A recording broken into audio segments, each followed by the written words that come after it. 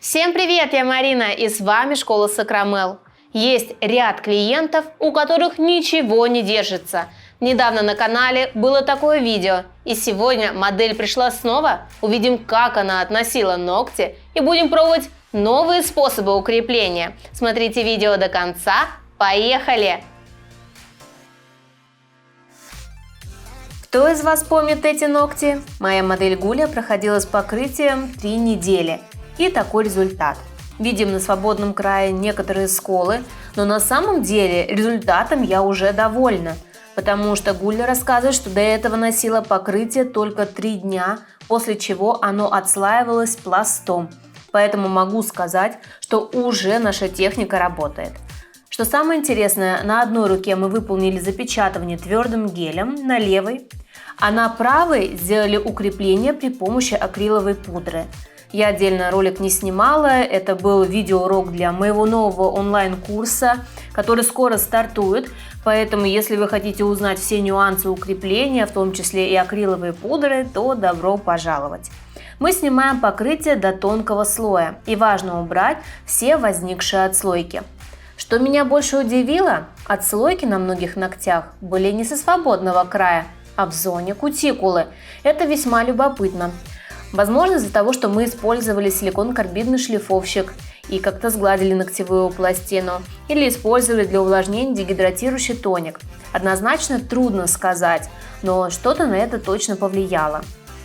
Некоторые уголки скололись и округлились, а нам все-таки хочется более четких форм, поэтому необходимо их достраивать. Для снятия используют твердосплавную насадку от КМИ с фиолетовой насечкой. Она мне, признаться, очень понравилась, так как очень шустро, ловко снимает и тонким носиком удобно прорабатывать по периметру кутикулы. Выглаживаю и оставляю тонкий слой базы, если нет сильных отслоек. Если покрытие сильно отслаивается, то лучше доработать пилкой. Отталкиваем кутикулу при помощи апельсиновой палочки, подготавливая ее к покрытию. На среднем пальце правой руки всегда кожа очень сильно огрубевает, поэтому в этом месте нужно тщательнее проработать. Для шлифовки ногтевой пластины использую всегда пилку, а не баф. Пилка лучше приподнимает чешуйки ногтевой пластины и улучшает сцепку. Опил произвожу в одну сторону, слева направо, либо собираю к центру эти движения. Не делайте движения туда-сюда, так как в таком случае чешуйки приподнимутся, обратно сгладятся, спилятся и так далее.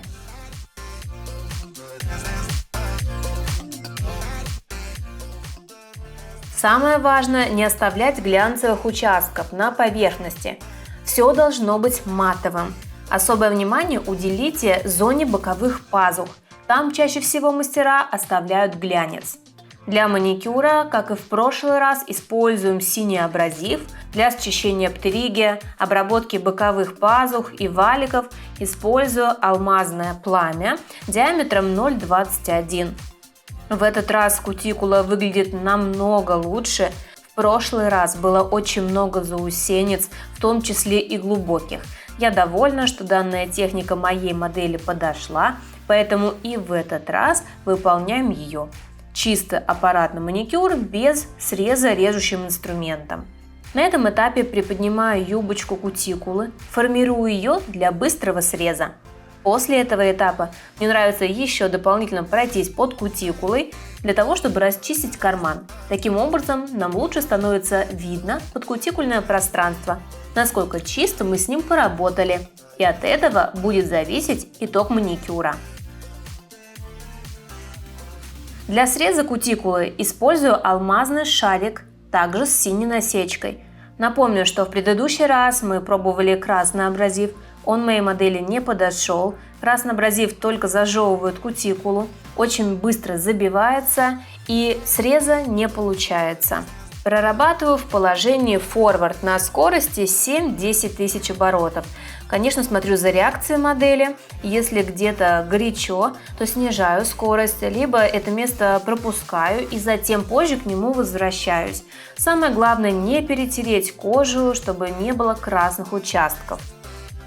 Срез можно выполнять как шариком, так и скругленным цилиндром, насадкой в виде груши, ее так называют, и другими, какими вам удобно. Основной критерий, чтобы была сферическая часть для шлифования кутикулы. После маникюра обезжириваем ногтевую пластину, хорошо убираю пыль под кутикулу и в пазухах. И снова для улучшения сцепки мы наносим кислотный праймер. Наношу только на свободный край. Следующим этапом выполняем подложку из пластичной каучуковой базы. Она обеспечит лучшую сцепку. Наношу в тонкий слой и отправляем на просушку в лампу на 30 секунд. Следите, чтобы не было затеков, ведь каждый затек – это будущая отслойка. Подписывайтесь в социальных сетях, там вас ждет еще больше полезной информации. Для восстановления отсутствующих уголков и для создания красивой четкой формы буду использовать блестящий, невероятно, просто потрясающий акригель, который мне так хотелось попробовать от Космопрофи. Он имеет крупные блестящие частички, и за счет этого акригель становится очень густым. И поэтому им намного удобнее работать. Он не падает под свободный край при наращивании по воздуху, то есть без постановки форм. И это особенно актуально для новичков. Посмотрите, я даже могу создать остренький уголок формы. То есть мне придется меньше работать пилкой и выпиливать изнутри, что существенно сократит время процедуры. Вообще, эта новая линейка у Космопрофи блестящих акригелей мне очень понравилась. Они, конечно, имеют разную консистенцию, одни более жидкие и кисточка сильнее залипает, другие же имеют густую консистенцию.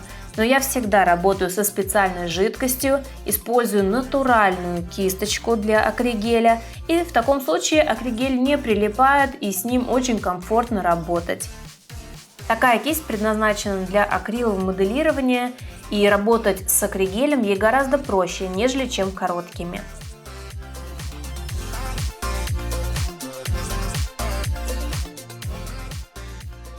На второй руке выполняю выравнивание при помощи камуфлирующей базы без достраивания углов.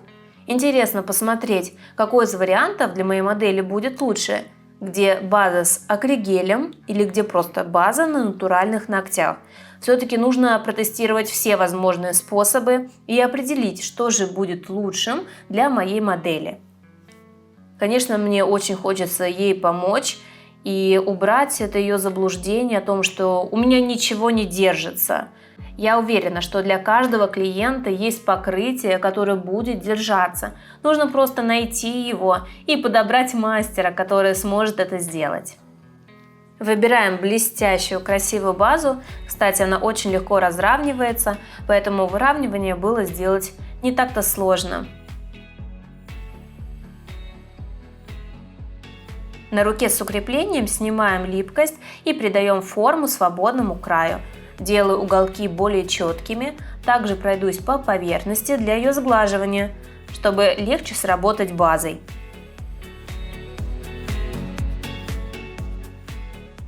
Напишите в комментариях, как часто вы достраиваете уголки клиенту. Или оставляете их так, или скругляете форму до овала. Как в таком случае поступаете вы? Например, я люблю четкость, поэтому всегда стараюсь восстановить архитектуру клиенту. Конечно, это дольше, чем просто сделать выравнивание базой, но результат абсолютно смотрится по-разному. Я убеждена, что клиент это видит, что он это оценит и всегда остается с тем мастером, который владеет всеми технологиями укрепления, восстановления и ремонта ногтей. Поскольку такое укрепление занимает больше времени, то это может быть как дополнительная стоимость, например, укрепление плюс 500 рублей к чеку. Или заранее вы закладываете в цену укрепление или ремонт ногтей. То есть у вас идет сразу комплекс – маникюр, покрытие и все восстанавливающие процедуры. Выпиливаю изнутри, создаю линию торца при помощи твердосплавной насадки.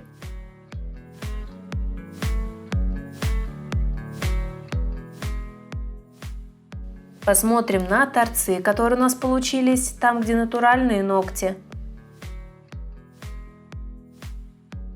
И на второй руке мы продолжаем выполнять выравнивание. Самое главное, не переборщить с базой. На свободном крае уже есть акригель, которым мы сделали идеальную архитектуру. Основную каплю ставим в зоне апекса и совсем немного слегка сводим ее к свободному краю. Во время покрытия опускаю палец клиента для того, чтобы не было затеков под кутикулу. Сейчас очень популярны такие оттенки с различными эффектами, с блестками, с шиммером, с перламутром. На самом деле и мне они очень нравятся. Хотите развиваться и знать больше о маникюре? Приглашаю в базу знаний школы Сакрамел. Более 20 видеокурсов по цене одного с получением сертификатов. Они доступны по всему миру. Чтобы присоединиться, переходите по ссылке в описании. Все-таки было скучно оставлять ногти просто так. Мы решили выполнить френч-покрытие популярным лиловым оттенком. Для его прорисовки использую тонкую кисточку.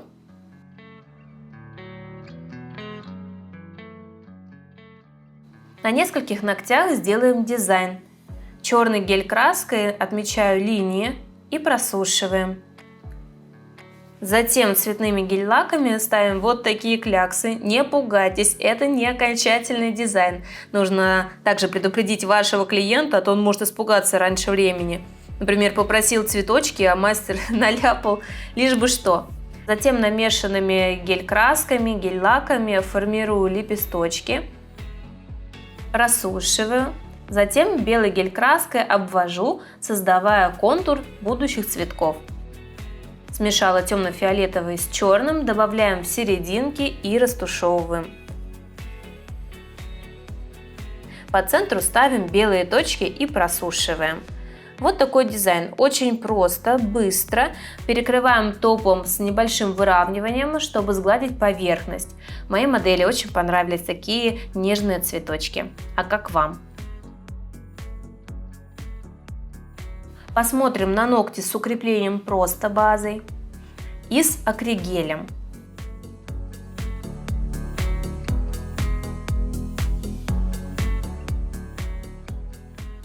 Наш результат. Какой вывод можно сделать? Что нужно индивидуально для каждого клиента и ногтей подбирать покрытие, которое точно будет держаться. Мы не оставляем попыток, продолжаем эксперимент. Интересно, как относит это покрытие модель. Обязательно с вами поделюсь. Не забудьте подписаться на канал, чтобы не пропустить это видео. Смотрите и другие полезные ролики. Всем успехов в работе. Счастливо. Пока-пока.